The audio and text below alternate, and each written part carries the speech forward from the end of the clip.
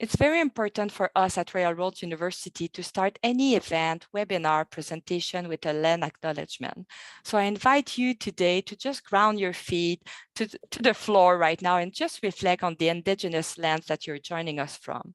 So Royal Roads University, the campus where I am today, is located on the traditional land of the Lekwungen and Cosapsan families and nations, also known as the Sanghi and Esquimalt Indigenous nations. So we're really grateful to be here, to live, play, work on those lands where the past, present, and future of Indigenous and non-Indigenous people come together.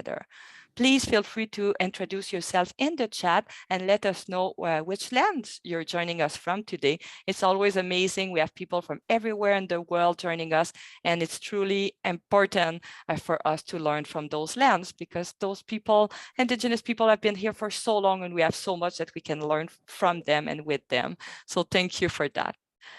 And today I'm here to talk about the Bachelor of Science in Environmental Science. We named the session Adventure with the BSc Projects. And I'm here with Mickie Noble. Hi, Mickie. Nancy. Very nice. Yeah, go ahead. Yeah. And I'm Nancy. I'm an education specialist. So I do student recruitment here at Royal Roads University. So if you have any specific question, you can always pop it in the chat and talk with me. So I'll pass it over to you, Mickie. All right. Good afternoon, everybody. As Nancy said, my name is Mickie Noble. I'm the program head for the Bachelor of Science in Environmental Science program. And one of the big pieces of our on-campus program is our major projects. So this is a 9-month team-based consulting project that allows our students to apply their learning to some real-world problems. So without further ado, I'd like to introduce Maddie, Jaden, Denise, and Erica, who are all going to be telling us about their projects. So Maddie, would you like to lead off with what your project's all about? Yeah, for sure. Thanks, Mickie. Can everybody hear me? Yep. Okay. So my project, I'm with, we've decided our name is Habitat for Bats. And our project is asking the question of which bat species are present at Royal Roads campus and which habitats are they using. So we are building on some work done by some previous Royal Roads students who have spent some time meticulously mapping out and analyzing all of the species that are present on campus and making a biodiversity map, which is actually online. Anyone can access it and check it out. And so we are focusing on adding to that biodiversity map and focusing specifically on bats. The previous year's students, they focused a lot. They had a very broad range. They focused on bird species, they focused on mammals, they focused on plants and all of that. And so there wasn't really a focus specifically on bats because the recording process and the monitoring process is a bit specific for bats. So we're building on that project, focusing only on bats. And we are using audio math recorders. They're like these tiny little devices. I wish I had one here to show you, but we're actually putting them all up right now.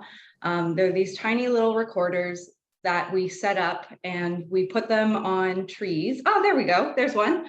Mickey's got one right there. That's what they look like. They hold an SD card and they have batteries at the back.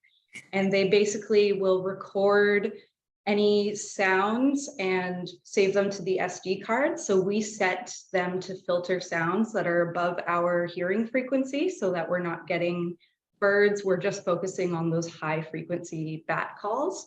And then we take them back onto the computer and we sit down and we analyze all the bats using a specific software called Sonobat, which allows us to identify the bat calls. And so we're getting some pretty interesting results. We've got in Victoria, or on Vancouver Island, there's around 10 bat species. And we have so far recorded 7 of those 10 on campus, which is really, really exciting. Woohoo! Yeah, we started off with 3. And so we've just upped our number of recorders from 3 recorders to 10 recorders today. So we're putting out 10 today, which is very exciting. And yeah, that's kind of, our sponsor is Royal Roads. So we are working on campus, and we are working with Sharon McMillan is our sponsor representative.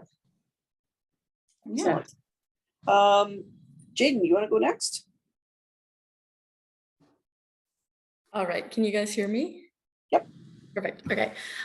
So I'm working on the Mary Lake Nature Sanctuary, which is just a short drive away from campus into the Highlands. So we're doing ecological monitoring of Mary Lake predominantly, as well as the adjacent wetland. So for the past few years, there's been studies done on water quality of the lakes. We're contributing to sort of a long-standing study there. We do in situ every other week, and then we do lab studies once a semester-ish, where we test alkalinity, fecal coliform, phosphates, and nitrates, which is actually what we're doing today. So I am here at Mary Lake. So this particular project includes a lot of lab experience as well as field experience, which I've really enjoyed getting to see sort of both sides of it. So we're focusing mainly on the wetland. It's right beside the road. So we're doing sediment testing to see if there's any contaminants that are affecting the wetland from that. And then we're doing the same sort of water quality testing over in the wetland. This property is owned by Greater Victoria Greenbelt Society. So they're our sponsor and who we're working with. I think that's the gist of it. Short and sweet. All right, that's a good place to pass it along. Denise, you want to tell us about what you guys are up to? Hey everyone, I'm Denise, and I'm part of the Ground Beneath Our Feet project, and it's a relatively new project. We've only had a couple years before this with previous students, but what we're doing this year is we're taking 2 native plant species, the coastal mugwort and the woolly sunflower, and we're planting them at contaminated sites, and then we're having another lettuce variety, a garden variety species of plant planted at Compost Education Center. And pretty much what we're trying to do is we realize that Victoria is becoming more and more industrialized. And with that, there can be pollutants that are put out into the environment. And a lot of the weather that we have here is really beautiful. So people can grow really nice gardens, but they don't know what's actually in their soil. So we're in partnership with Erica. I'll let her talk a little bit more about that. But what our project is doing is we're taking one growing season with these 3 plant species, and we're putting them into the ground with AMF and compost. The compost is used to increase the plant biomass, and then the AMF is arbuscular mycorrhizal fungi, which interact and have a good relationship with the plants, where they can actually go inside of the plant cells and increase gas exchange or the photosynthetic rate or water retention. And the reason we chose these 3 plants are because they are hyperaccumulators. So a lot of the contaminants within the soil are heavy metals that can have toxic effects on humans. So by putting these hyperaccumulating plants at those sites, we're taking a chemical-free and non-invasive remediation tactic in order to retrieve those heavy metals. We'll then take those and put them into an X-ray fluorescence machine, which looks at all the metal constituents within the soil, in the roots, in the shoots, in the leaves. And we're going to see how much we can actually extract from those sites with these plants. So ours is pretty cool. It's a neat little project. And yeah, I'm pretty sure that's everything. Okay, Erica, over to you. Hi, thanks. Hi, everyone. Yeah, so I'm part of the Healing City Soils project. This is the 7th year that it's been operating, so it's pretty well set up. We are working, our sponsor is the Compost Education Center. They're based out of Victoria. And as Denise mentioned, it's our sponsor for both of us. So Denise and I work in a sisterhood kind of campaign system, which is really cool. So my project is about taking soil samples from residential homes and testing them for heavy metal contaminants. So it's kind of interesting that Denise is working on the remediation side of it, and we're working on the testing of what that actually looks like. Victoria doesn't have a system set up in place for residents to go and test their soil. So it's super integral for residents to see what's actually going on. So there is a special emphasis around growing food, and if they're growing food for a community-based side of it. So we're testing approximately approximately 100 sites. I think we actually just worked it out. It's about 90 sites this year that we're testing in the greater Victoria area in the CRD. And so because this is the 7th year that it's running, the CEC, the Compost Education Center, has GIS experts that are uploading it to a map in a database. So it is available online to see, and to see like where those ranges fall, if they're within acceptable limits as stated by the BC guidelines, or if they're above that.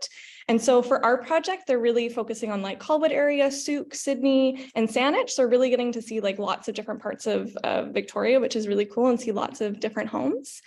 And some really interesting stuff. We sampled a house a couple of weeks ago, and the acceptable limit for lead is 12, and they were over 600. So we're going to be actually, really scary stuff. So we're going to be retesting that today. And from speaking with the homeowner, we're thinking it's related to lead or something to do with that. So it's a really cool project, and it's really beautiful because the community has a need for it, and especially hearing people's stories of, you know, their kids playing in their backyard and needing to grow food. It's really important to know what's going on in the soil. So yeah, thank you. Okay, so one of the things that students often want to know is, how often do I work on this project? How big is this project? So something specific to, I guess, a couple of projects. Do students get a chance to work with GIS themselves? Go, you guys. Who's taking that one? So our project, because we're building on the base, a map that has already been developed, we will get a chance to upload our data onto GIS and add to that map. So we will be working in the 4th quarter with ArcGIS and actually doing some mapping as well. We're also working with GIS. We've been mapping our wetland. Another aspect of what we've been doing with the wetland is a riparian assessment to try and figure out what sort of species are there and the composition of it. And that's all going to be done on ArcGIS. I will say for us, we won't be working with GIS.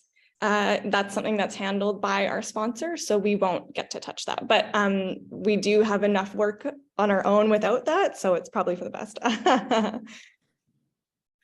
And I just wanted to add that my group isn't doing GIS either, but they do have GIS available on the computers in the library here. So if that's an interest of yours, it might be a benefit to go and check out the library once you get here and kind of fiddle around and see how it works. So one of the things that we should touch on a little bit is sponsors vary from year to year. So you never quite know what you're going to get. Some of our sponsors are long-term sponsors. Some sponsors only come on for a year. But all the projects are really varied and give you a chance to exercise some different skills. Would you guys like to talk a little bit about some of the planning and early stages for those projects before you got to go running out and do what's, you know, the sexier part of the project? Erica, you want to start this time? Yeah, I can start. And I'm sorry, Mickie, so you're wanting me to talk in the upfront of kind of the planning process around that? Talk a little bit about sort of what those early stages look like. Yeah, for sure. Okay, so as I mentioned, so we're with the CEC, the Compost Education Center. So part of the early stages it was, and so this will be 2nd quarter, so January to like March area. It was a lot of the planning process. So for us, it was really because our project is so well established, it was us reading through protocols of what they needed from us when we moved into 3rd quarter and actually started testing. So that's reading manuals, that's learning about like why this project was, why and how it was conceived, and really what work has been done before that. So reading past reports from students and really getting a feel for what our report's going to look like. And so really framing that in the outline of what our annotated table of contents will look like moving forward as we get into our 3rd quarter. And I do know some other projects, they can kind of do some sampling and some planning kind of throughout. My project was quite rigid in the sense that 2nd quarter was planning, 3rd quarter is sampling, and 4th quarter is committed to looking at those results just as a function of how it's laid out. So yeah, as Mickie said, definitely wasn't the sexiest part of it, but was super necessary in us gaining a firm understanding of what our project needed in its infrastructure to be able to move cohesively and smoothly as a team into 3rd quarter and what that looked like. I can go next. All right, go for it. For us, the planning part was definitely the most difficult. With Mary Lake, just the nature of ecological monitoring, we had a lot of options. So we knew from previous years that there were certain things that we needed to continue doing. And then with the introduction of the wetland, we were given a lot of, like, we got to choose what we wanted to do sort of thing, which was a little bit overwhelming to try and narrow it down to something that was manageable within the time frame and within our skill set. So it was a lot of back and forth with our sponsor of what they wanted, what we could do, how much we could do, and figuring out what we were going to also enjoy doing for so many months. So yeah, that was our sort of planning, was figuring out what we wanted to do because we had so much choice. I could go next. So my project was a little bit more of a slow start because we had to actually wait for the growing season and we had to get our starts and everything. So it worked out to our benefit because we were able to get a large portion of our paperwork done, because at the end of each semester, you have certain amount of deliverables that you have to meet. So that worked out for us. Another thing that really helped us was to have an immediate meeting with our sponsors to really understand what do they expect from us, what can we offer to them, and how would they like it to go. My project had a little bit of a different twist on it this year, so that was very crucial in understanding what they actually wanted from us. So going forward, we finally were able to plant and everything. The first semester we had paperwork, we did planting, and then now we're just waiting to actually uproot them. So if you have a project that's slow starting, it's to your benefit to really get all the paperwork done, really understand the logistics, and then you can have the fun part coming towards the end of the year. Yeah, and for my project, we were actually able to get out and start sampling right away. We did have one recorder that was owned by one of our faculty members. So we were actually able to kind of get out and start sampling really, really early. We actually started sampling for bats in February because we kind of wanted to get an idea of when the bats would be coming out of their hibernation and be able to see kind of that moment in time, see if we could capture it.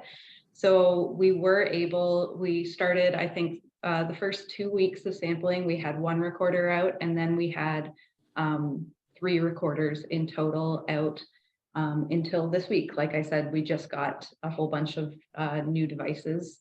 So we were actually, and I think this is also because our sponsor was Royal Roads, we had a little bit less kind of negotiating with the sponsor of what the question that they wanted answered.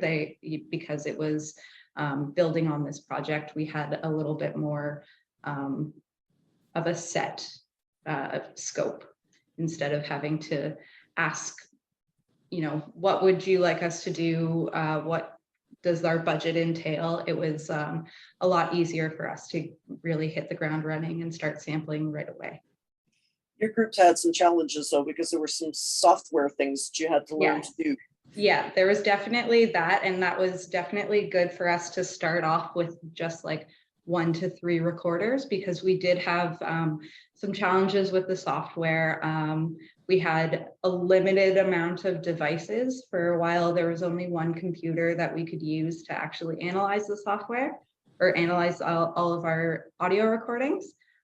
We are now at 2 devices, actually 3 devices that we can use, which is great. So now that we have like so many more audio moths, it's definitely, we're going to be in the weeds a bit with like just piles and piles and piles of data, which is a good problem to have, but it's definitely something that going forward we'll have to be paying attention to in terms of our like time and being able to interpret those results and get them into the report by the end of next quarter. Okay, we had a question from the chat. Okay, so question from a prospect. Where are you in your program?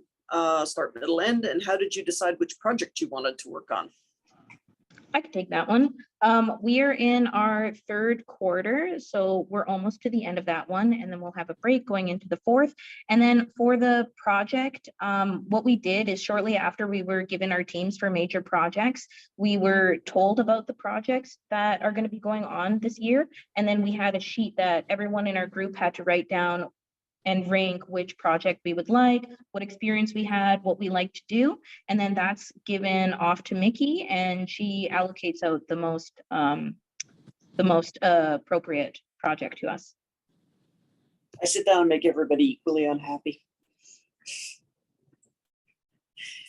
The interesting thing about the process, and I don't know if you guys can speak to this or not, is sometimes the projects that you think you would really like to have aren't necessarily the ones that are going to teach you a lot. And I don't think I've ever had an experience where students have got to the end and went, well, that was a really terrible project, and I don't want to do that.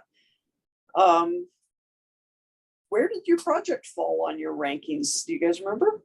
I can definitely answer that. This one was my fourth choice. It was my bottom. But as I went through, I was like, I love this. This is very, very cool. I will say that the Mary Lake project was on like high on the top of my list. And I think that was mostly because I have the most experience from previous work experience doing that kind of sampling. So I was kind of like, oh, well, that's right in my wheelhouse. I'll do that one. But I'm really, really grateful that I got the project that I got, because it's definitely like rounded me out, where now I'm doing a lot of data management, a lot of like analysis on the computer, which was probably something that I needed to develop more, and I'm feeling a lot more confident in it. So I'm definitely happy I got the project that I got. Anybody else got any thoughts on that one? My project, The Ground Beneath Our Feet, was actually my second choice. I'm pretty sure everyone wanted Mary Lake just because it sounded super interesting, but also things that are super interesting come with an immense amount of work. So I really like my project because it was slow starting, and I have the smallest group right now, that it kind of evened everything out. It gave us new opportunities to understanding things about vegetation, and especially with human interaction with vegetation that we want to grow in our gardens. So I'm really impressed with the project that I have. And, I didn't think it was going to be as amazing as it is, and it's wonderful. Yeah, this was definitely my top choice. It is, I think, very work heavy though. Like Denise, you definitely got it there. Like from the beginning, we've been having very full days every major project day, as well as like we've had to spend days that are not major project day, like prepping for lab or whatever it is. So it has been a bit of a trade-off, a little bit harder, but yeah, it's all good. Everyone has good projects though. I don't think there is a bad project. Yeah, I echo that sentiment, Jaden. Yeah, there isn't a bad project here. I would take on any of these projects happily. And I think Mickie was totally right. Like, it's so hard. They give us a little description at the beginning and you have to make a decision and like a ranking system based on that. And so it's so difficult to discern what it really is until you get into the meat and bones of it. But it was a really interesting thing. I will say that like, you're not making the decision of what your top choice is based on yourself. You're doing it based on your group that is also chosen for you. And so like my top choice wasn't necessarily the top choice that we put out as a group. And so that kind of changed the scale and the ranking of it. So you're taking into account everybody's strengths in your group to discern what is your number one or your last choice, which is really interesting. So my number one choice wasn't necessarily what we put on the paper, and it wasn't what we got. So, and I'm super stoked with what it is. But I will say also, I'll echo Jaden's sentiment in that, very work heavy. It's spilling out into other time. So if there's a concern about how much time you're going to be working on it, there's a lot of time that's going to be spent on my project at least. That's usually true of all the projects. It's because it's your big capstone piece, right? It's the piece that you're going to show to an employer to say, hey, you know what? Yeah, I know how to work in a team, and I know how to work with a big project, right? I know how to do those things where I'm talking to the client and I'm trying to figure out what the client really wants. because that's really one of your first steps, because you really did hit it. You get these little tiny descriptions, right, to make your decisions on. And so those first conversations with sponsors are really important in terms of figuring out what it is that they really want you to do.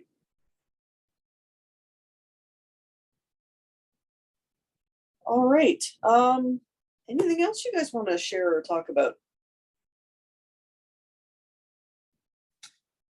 Oh, question from the chat. What year in the program do you work on the capstone research projects? I'll talk some more about this after the students have had a chance to log off. But because this is a do third and fourth year in one calendar year program, it's really a project that extends over 9 months. So it's your third and fourth year portions of your program. Any other thoughts we want to share with anybody coming in? If I may ask a question, we often get like question from prospects when I meet with them. They're in college, for example, and I'm like, oh, should I go to railroads, or what are the tools or the outcomes? So can you share quickly maybe of where you're coming from and what you're doing is kind of teaching you? Yeah, I can talk a bit to that. So I actually did a 2-year technician's diploma at Fleming College before this. And that was like quite a while ago. I went to school, got my technician's diploma, and then I worked in environmental consulting for 3 years. So I'm actually quite a ways out of college. And I've definitely, when I was working, I definitely found it a hindrance to me to not have my Bachelor of Science, especially since I was working in the consulting industry, which was definitely one of the main reasons why I decided that I would leave my job and finish my Bachelor of Science. I felt that I had kind of hit the ceiling in terms of how high up I can go and how much I could progress. So that was definitely a big motivator for me to get back into school.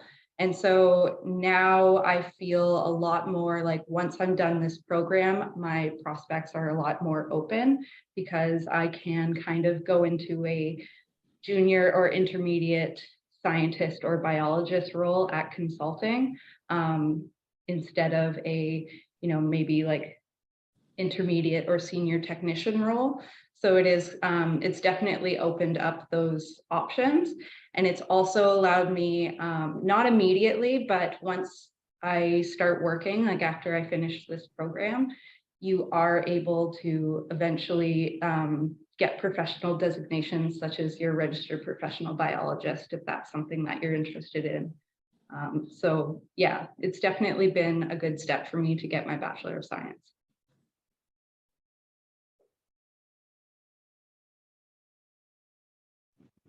I'll just add on to that a little bit. I came from a really small town, and I came from Prince Rupert, and I did a 2-year diploma program there in applied coastal ecology. And then I took a little bit of time off and worked in between, but just the same as with Maddie, I wasn't able to really climb the ladder in the industry. So coming here was a great benefit to me because it was 2 years condensed into 1 year. It allowed me to get the experience that I wanted to and get out into the field as fast as I can so that I can accelerate in my career. I also wanted to mention that Royal Roads has a smaller classroom than most other universities, which is awesome because with the heavy workload that we have doing 2 years within 12 months, it really is nice to go up to your teachers, interact with them, and form a connection so that you can get extra help when you need it. And as for the courses that you go through, they're really general, but they're really specific as well. So we have like hydrology, for instance. It opens up a lot of opportunity to different jobs that you didn't really think you could get when you first went into this program. So yeah, it's a really great program, and I hope you guys come. Yeah, I started off at a different university before this. I started in a totally different program, and then I switched programs in the same school to environmental science and wasn't happy with just lecture style schooling. So I came here to get a way more hands-on education, and the transferring program here is just awesome. Like I feel like I've learned so much more in this program than I was learning previously. But I did not do the college route, came from university, and I've found this to be a really good fitting program. Yeah, and I came from a college. I got my diploma in arts and science with a heavy emphasis on biology. And hi, excuse me, my teammate just walked in. And amidst that, I've been working for fisheries for the last 5 years on and off. And I really echo what Maddie was saying about like reaching that ceiling, and it's really challenging to know that your skill set is worthy of a job, but being declined it because you don't have the letters behind your name. And so I've been working on this degree of mine probably for 5 years, and it was this program seemed like a really good fit to get it done quickly. And now that I'm in it, it is pretty unique in that it is a small class size. And Mickie, being the program head, she also does a ton of marking. So she sees what you're actually doing and she knows your skill set, which is pretty incredible to get that kind of one-on-one. And she's in the lab with us too and coaching us through the whole thing. So it's pretty incredible and unique to have a program where your program head is with you through the whole thing. And especially going on, if she's writing references for us, that she knows exactly who we are and what we're capable of. And so that's a pretty great thing to have in your back pocket if you're looking to go into this program and then afterwards. But yeah, I'd recommend it. It's really great. And the people we get to know here, as Mickie, she'll say, first off, you're going to get to know people here more than you want to. I'm going to get to know you more than I want to. And it's very true, but beautiful. It's a pretty cool community. How many years is the program? So I'll take that one. You need to come in with 2 years from somewhere else. And then you'll finish your equivalent of your year 3 and year 4 in 1 calendar year. So you start in September and finish at the end of August. So you guys have now got to the light at the end of the tunnel portion of the program, where we are pretty sure that the light is not a train, and you don't have that much further to go. So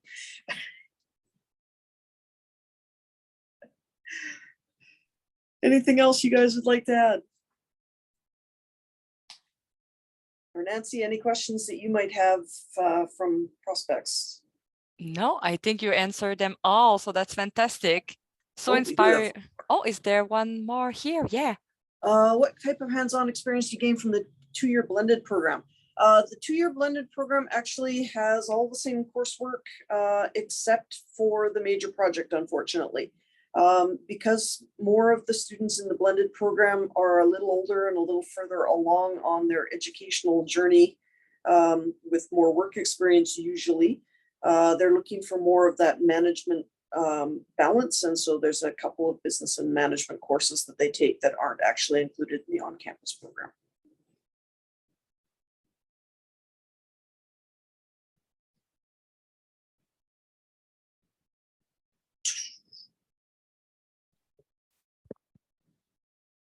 We have a question about, can I register to do it all at Royal Road, or do I have to come already in with 2 years? So yeah, we're year 3 and 4. At this point, you need to come in already with 2 years from somewhere. It can be any of the diploma programs. We've got something on the order of 76 transfer agreements with colleges all over the country. Hopefully coming soon will be a year 1, year 2 program that will add on to this. But we are still in the proposal phase of that one. So not quite yet. I would just like to comment on Ian's comment, and sorry for the noise. They're now apparently working on a door. But us being well-spoken is because of this program. We have lots of presentations, and it's a really great skill that like we've all learned from this program. I can say that our first few presentations and sort of public speaking type things did not run this smoothly.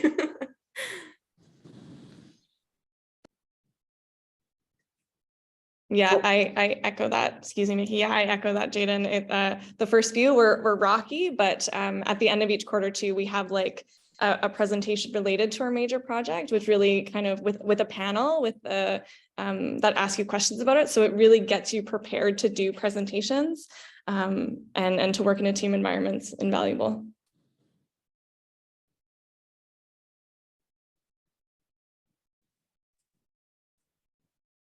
All right. Thank you for your time. Yeah, that was fantastic. Okay, thanks very much, gang. Feel free to run away because I know you've all got project work to do.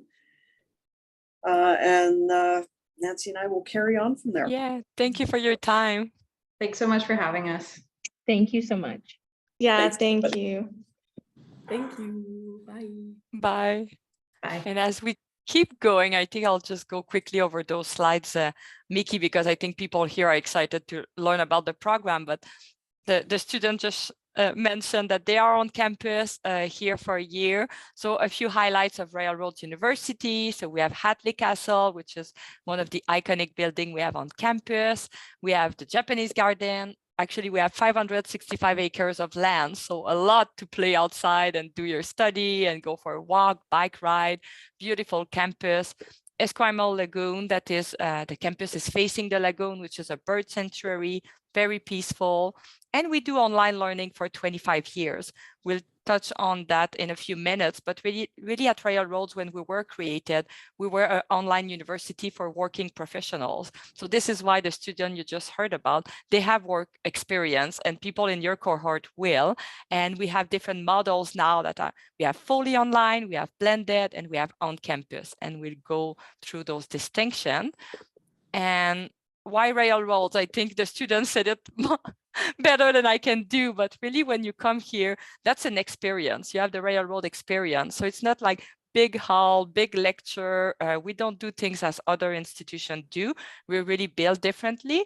So we see life as a qualification. We will talk about it when we review the admission requirements. So we really see you as you are, and we want to work with you to bring you where you want to be. Prof, we know your name. You're not a number at Railroads. You're really a student. You have your name. You learn from your cohort. You learn with your instructors. Learning based on life. Again, this is why we do projects like this. You learn with people on the ground, people doing their work in the field. Connection for life. We have a beautiful network of alumni everywhere in the world. So you stay connected even after your project, after your program. And we were built differently in the way that we are for working professionals. We offer year 3 and 4, as we discussed. So you're really coming here with already some experience with education, work, volunteering, and then you level up your career. And before I pass it to Mickie, just a reminder that we are a changemaker campus. So only a few institutions in North America has that designation. So we're really proud of it, and feel free to just Google what is Ashoka U, and it's all about leadership, innovation, and entrepreneurship.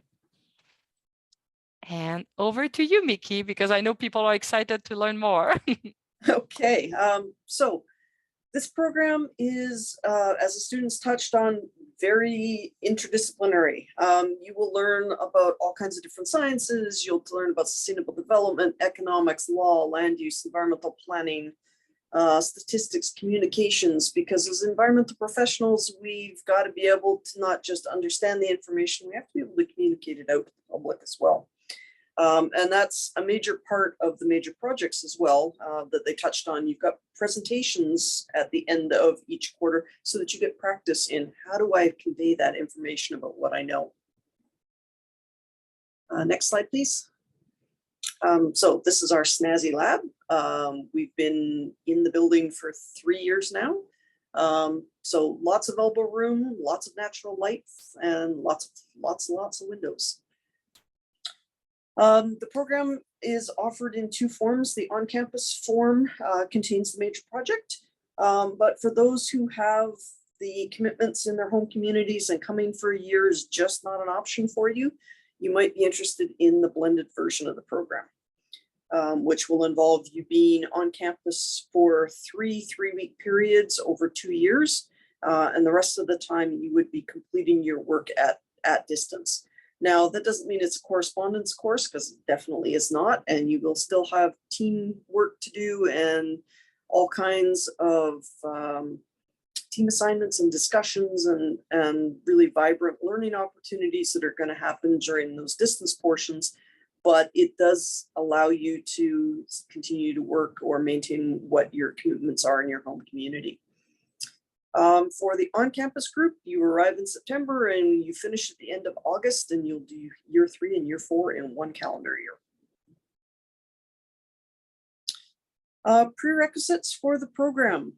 You need 2 years of something, and that 2 years of something needs to include 2 courses in chemistry, 2 in biology, and 2 in math and physics, and 2 in communications. Otherwise, it's fairly wide open. So, you know, something to keep in mind. Is there a limit of years? Where are we? Is there a limit of years between completion of your college experience to entering the program? No, Teralyn, there really isn't. Although if it's been a really long time since, for instance, you did chemistry or math last, you might want to spend some time brushing up on those things, because there's a big difference between, oh, I remember doing quadratic equations at one point and actually being able to use quadratic equations or use calculus. So just a sort of advice with that. But no, we don't discount your education just because it may have happened a while ago. And Mickie, correct me if I'm wrong, but I think with the transfer agreements, and I see in the chat, Carla posted all the agreement we have from colleges. So that kind of work has been done, right? We have kind of that information that those prerequisites should be taken at college to make you successful in the program. Yeah, exactly. And, you know, if you look at it and you go, oh, well, you know, I did those things, but I didn't get a B. It doesn't mean that you can't come into the program, because there are other routes in through what we call flexible assessment that I don't know if it's on the next slide or if that is something that's coming a little bit later. Oh, no, a little bit later. Okay, we'll come back to flexible assessment. One of the things students often want to know is, what professional certifications will this get me when I'm done? This program is accredited by Eco Canada, who offers the only nationally recognized accreditation in environmental sciences in Canada at this point. They have some wonderful resources for environmental professionals, including things like job boards and mentoring programs and all kinds of things like that. So this program fulfills your academic requirements for the environmental professional in training designation, and also gives you a 1-year leg up on your work experience that's necessary for the full environmental professional designation later. So that is something that is available. If you are interested in your registered professional biologist or your registered agrologist training, you'll want to make sure that you consult the website in the province that you're working in. Most students that graduate from this program immediately qualify for the PAG designation, but you may not have enough biology courses to qualify for a registered professional biologist, depending on what your diploma program was. Both organizations have wonderful websites with worksheets so that you can figure out how close you are to those designations as well. Employers like our grads. We've been around for 25 years now, so you know there's lots of grads out there, and so they like the fact that you guys come with communications and teamwork skills, that you are aware of the fact that just because you're in a group doesn't make you a team, and what kinds of things that you have to know to kind of bridge that gap. You know how to think both within and outside of the box. You've got lots of good general skills and lots of good applicable vocabulary so that you can talk to the various specialists that you might be working with. So it's been really good. The program has a set of learning outcomes that really lay out the skills and knowledge that you'll have when you finish the program, and make it really easy to write things like cover letters to show what you know. Very true. Thank you so much. And yeah, I'll take over about how to apply, but you're always welcome to jump in, Mickie, and everybody, please use the chat to ask questions, or I can unmute you if you want. I know this is often what you would need to know if you want to be part of the next cohort, for example. So at Railroads, what we do really well is 2 types of admission. So we have the kind of traditional one, the standard admission, where you will come to the program with an approved transfer program with a minimum of B, as we discussed. And we talked about the prerequisite course as well. And we want you to have a minimum of 24 second-year credits. So again, it's kind of to have already that background to make you successful in year 3 and 4. So this is a traditional way college transferred to year 3 and 4 at Railroads. If you don't have that B, or if you don't have that diploma, then we can assess your file based on what we call the flexible admission. So you don't meet the standard admission requirement, but you will still need the prerequisite courses, but we will assess your case based on significant and relevant experience. And would you have any example, maybe Mickie, of what that means? It would be work experience, volunteering experience. Yeah, so let's say, for example, you didn't make the overall B grade. Maybe that was 5 years ago and you've been working in the environmental field since then, right? With that relevant experience, it would make up, quote unquote, for the lower GPA, as an example. Or you might have a whole bunch of volunteer experience because you've been working at a coffee shop, but the volunteer experience you have is relevant to environmental things. So because it's really all about assessing on a case-by-case basis, we'll ask you for other information that will help us make a judgment about whether you're ready for the program or not. Yeah.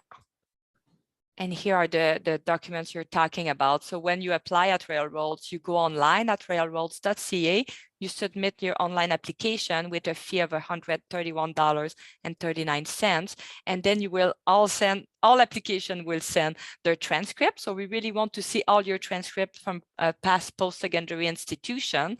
And on some cases, we'll ask you for more detail. So specifically, if you are assessed under flexible, we'll ask you a detailed resume to understand who you are. So you'll build your resume as you do for a job application, but you really keep in mind the bachelor you want to apply to and showcase all the experience you have with science. Same thing with your personal statement. That's a great opportunity for you to reflect on what you have done in the past. And if maybe in college you didn't get so much good grades, why? So really letting us know the story behind it. And we ask for 2 letters of reference, and we like to have one academic and one professional. It's not always possible, but when it is, you can go on the website again and see more guidelines about what we require for those letters of reference. And we have example too of personal statement and resume that you can find to get a better understanding of what you need to submit. If you are a member of the Canadian Armed Forces or have been a member of the Canadian Armed Forces, send your training record as well, because sometimes you have relevant experience buried in it. Yeah, very, very good. And I see some question more specific, so I'll let Carla maybe reply, or we can stay on after the session. And key dates, I had a question in the chat about when is the next intake. So the students presented today about their program, and it's the on-campus one. So I guess they started last September, and there's still room for the September 2023 intake. We had application deadline of June 5th, which is, oh my God, already around the corner.